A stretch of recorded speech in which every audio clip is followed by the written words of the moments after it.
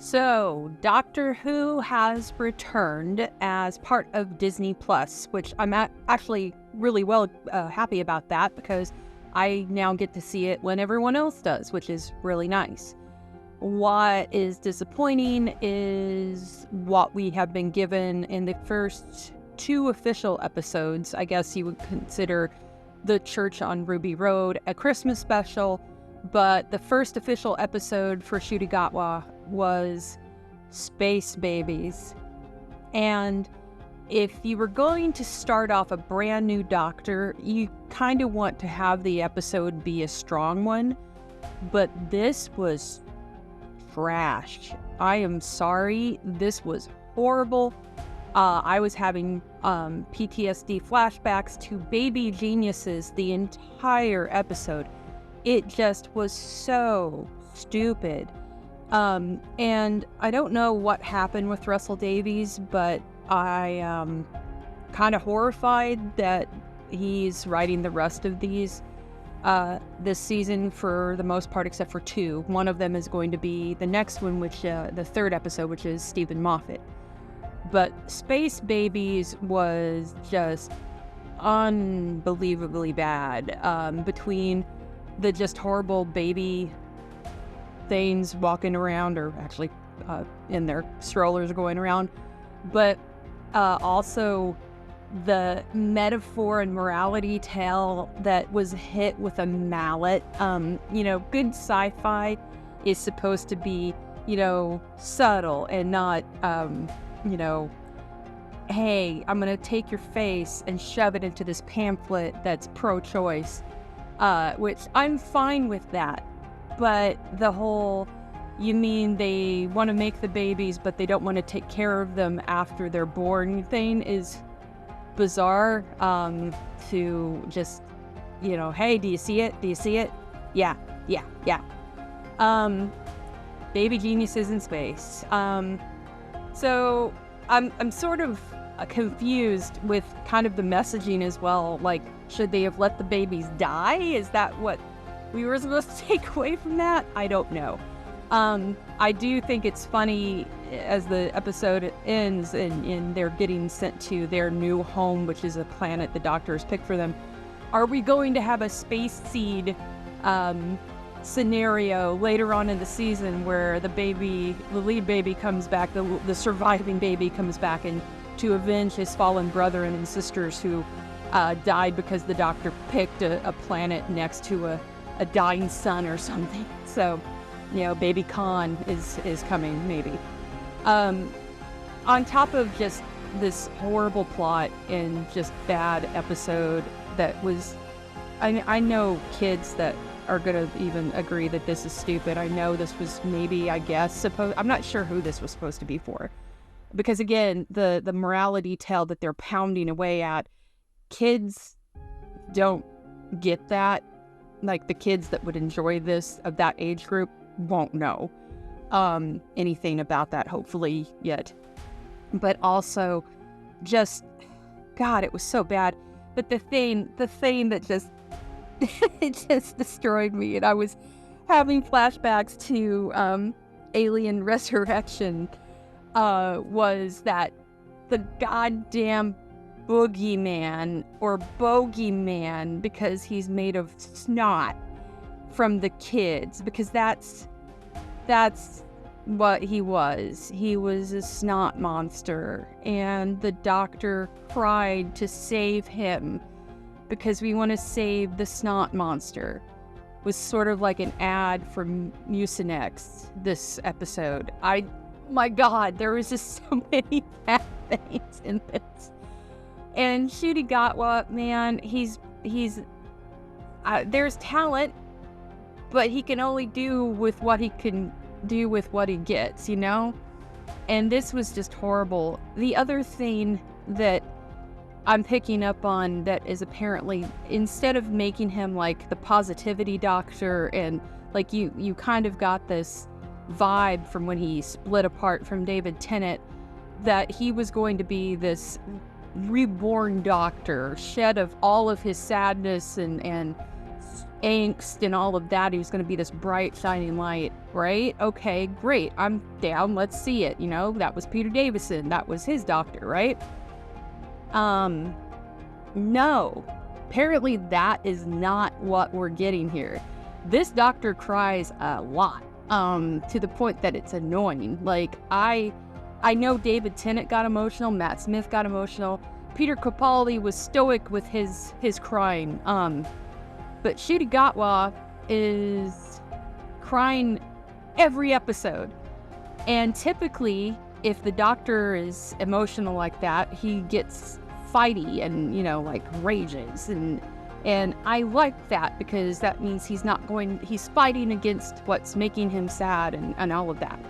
I guess here we're supposed to embrace the emotional context of this, which makes no sense, because this doctor, when he first shows up, is saying that I'm, blah, blah, blah, I'm the good, I'm you, but I'm renew you. But he's not. He's crying all the time. And apparently, as we go along, he's repeating the fact that Gallifrey is dead and gone again. Even though we know it's not. It's supposed to not be dead and gone. I'm getting really sick of that MacGuffin of Gallifrey being gone and he's the last of the Time Lords thing, because we know that's not true.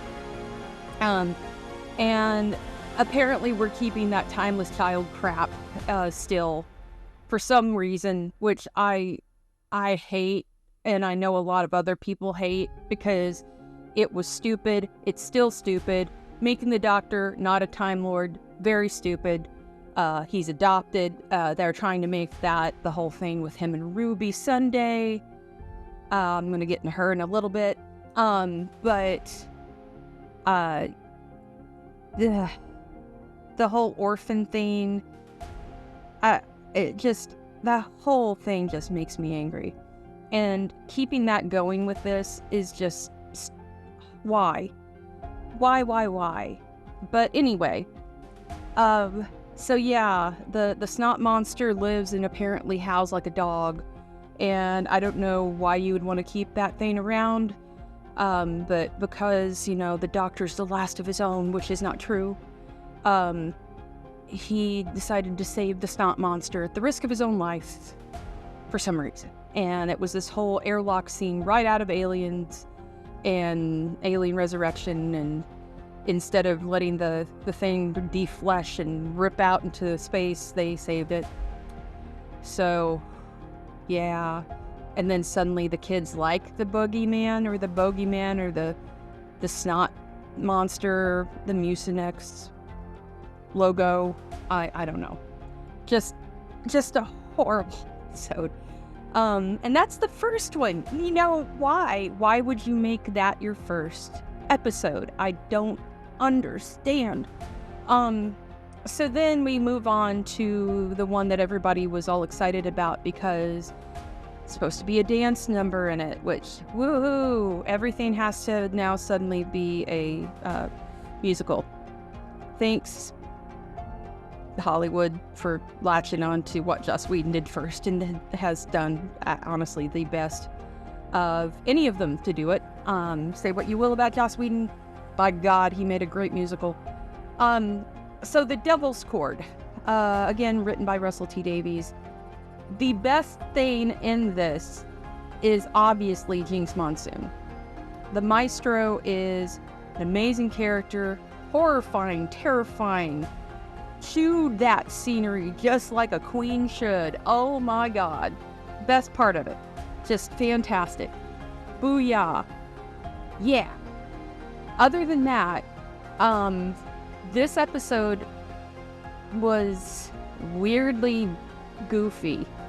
And like, also, I'm surprised how they wanted to make John Lennon and, Paul McCartney, John Lennon, the Beatles, the whole thing of music disappearing from the world and making everything suck. That's funny, I guess. But the thing that I find amusing is they want to make John Lennon out to be this hero in this. And around that time or after that time, he's mentioning wanting to go home to his wife and kid. This is the guy that abused his wife, beat her up, and basically abandoned his first child for the most part till later on. Came to mend his ways. But anyway, be that as it may, the episode just was strange. I felt off. And again, you've got the doctor crying. He's afraid. They're making it now where this is, I guess, the through line for the season is the Pantheon. Now we've got the Pantheon. So you're going to have this mystery, the one who waits, this mystery bad guy at the end. And per the doctor, the doctor, that's his moniker.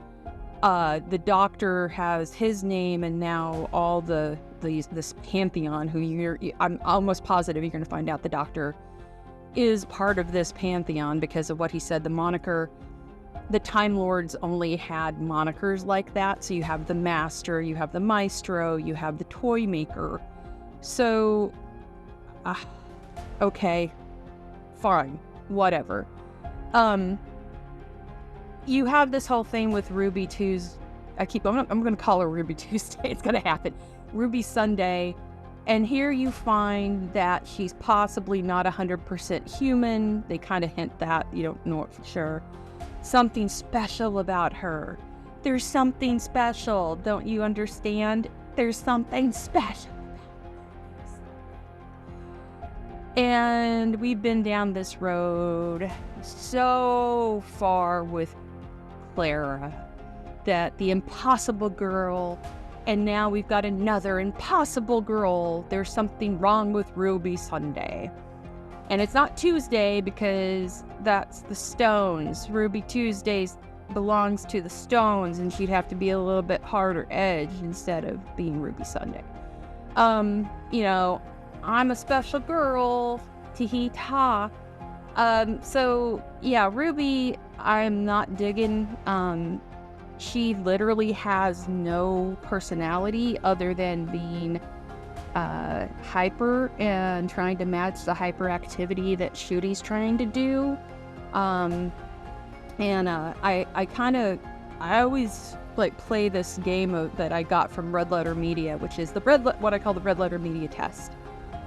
They did this for the Phantom Menace, and that is, describe Ruby without mentioning her job or what she looks like. What is her personality? I'm waiting. Yep, there's no personality with her other than I'm perky and I smile a lot. But that's talking about what she looks like. There's really none. And it's not fun after, the worst thing they could have done, they did, when it's a character like this that has literally nothing that makes them stand out. I know it's we've had 3 episodes now with Ruby, and I am not convinced. I'm not enjoying it. There's really nothing that makes her stand out. They've made her another perky, I'm special girl. And, they brought back Donna Noble, who had a personality because it's Catherine Tate. And she had a destiny, but Donna had a personality. She had something that made her unique. You knew Donna Noble. Ruby Sunday has nothing so far that makes her stand out. She's just another impossible girl, quote unquote. So, yeah, it's 3 episodes, man. You've not count me on this, and so far, the episodes have been very underwhelming. I get that what Russell Davies said was this was going to be more fantasy instead of sci-fi, but so far it's just been poorly written, not that interesting stories that just seem to be borrowing really heavily on stuff that's already been. And that's sad. Because at least I expected a lot from Russell Davies on this. And so far, we're not getting anything. it seems almost like laziness. Like, I'm just going to rehash this, and then I will just, let's make a comment on the world at large. We're going to do this, we're going to make a statement. You can do that, but, do it with some style. Like, to this day, always, Rod Serling was able to do that and did it like a champ. Twilight Zone, to this day, those episodes still resonate. If you're going to use the show as a tool to teach and give your take on a morality tale, then do it well. Don't wield your pen like a mallet or Mjolnir over our head to bang it in. Also try, you've got Doctor Who. It's the universe and everything within it. Every genre is there for you to use. Why are you retroping stuff that has been done to death in this show with the past seasons? We had our Special Clara. We had that already. We don't need another Impossible Girl. I would just like to have a character with a personality that isn't just perky, I'm running with the doctor. I want somebody that can hold their own with them. And I want my doctor to be interesting, and not to, for whatever reason, you're making him seem scared of everything. And that's not what the doctor's supposed to be. The doctor's supposed to be the guy that's, gonna save the day.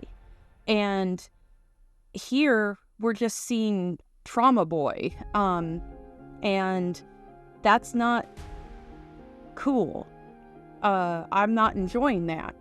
I'm sure other people aren't either, because at this point, we've already had Trauma Boy with David Tennant. He went through his trauma and made it.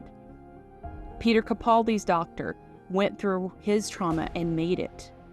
And he let it go. I mean, he pulled a, froze it with his letting the doctor go. And, we already had a uninteresting time prior to this too. Sorry, I didn't like the Last Doctor. I just didn't. Again, and part of the reason that I was hopeful with Russell Davies was how the writing in the Jodie Whittaker era sucked. And everybody knows it did. They just don't want to admit it. It sucked.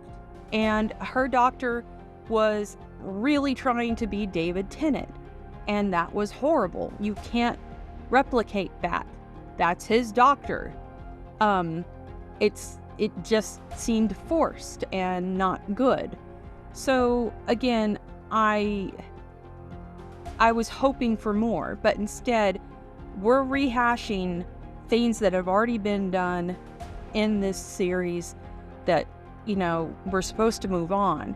This was supposed to be like the renewed and reinvigorated Doctor, and but instead, the other thing that really surprised me too, and I don't even know why they mentioned it if they weren't going to do something with this, in the Beatles episode, was in The Devil's Chord, the doctor mentions, oh yeah, I'm living right down there, and he points to Totter's Lane. And he has his granddaughter Susan that he's saying, I can't. Now they're retconning that Susan may have died because of this destruction of the Time Lords, which makes no sense, but okay. But instead of having a moment where the Dr. Al-Ashuri goes down to talk to or see his own granddaughter, or, looks at, sees him, his first, William Hartnell was the first Doctor, going to see himself, or taking Ruby to see it, or Ruby going to see even. We don't get that. It just happens to be, like a, blah, that happened. That's it. And that would have been a neat connection. But we're not going to do that. We're going to do a random, goofy, tag-on dance number that was just weird and unnecessary and just seemed bizarre, and I don't know why they felt the need to do it, but okay, whatever. God. Anyway, so that's where we're at with Doctor Who. That's my thoughts on the first, I guess you'd say, 2 episodes. The next episode, which is airing on the 18th, is written by Stephen Moffat. It's called Boom, and it looks like the Doctor's standing on a time grenade of some sort, or a landmine, which we already, I hope they make a mention of the fact that Harry saved the Doctor in a similar situation by making sure, saved his life. This was during the time of the Daleks, if I'm not mistaken. And Harry Sullivan saved the Doctor's life when he was Tom Baker, when he stepped on a landmine. And I bet you they won't mention it because, I guess I don't know. I get a feeling that they're just going to brush that on by.